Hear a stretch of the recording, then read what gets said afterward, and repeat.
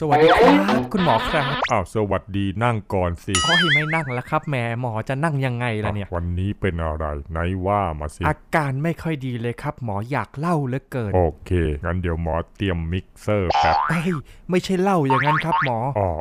งั้นลองเล่าอาการมาคือว่าผมรู้สึกปวดหัวตัวร้อนกินไม่ได้นอนไม่หลับกระส่ายกระสับตับพิการอาหารไม่ย่อยลิ้นกร่อยทานอาหารไม่รู้ท้องอืดไม่มีกรดในลำไส้หายไม่ออกเข่าข้อศอกถลอกมีเม็ดผดผื่นคันความดันโลหิตสูงโอ้โหหมอบอกตรงๆไม่น่ารอดผมจะตายเพราะโรคเหรอครับหมอจะตายเพราะตีนหมอเนี่ยแหละครับ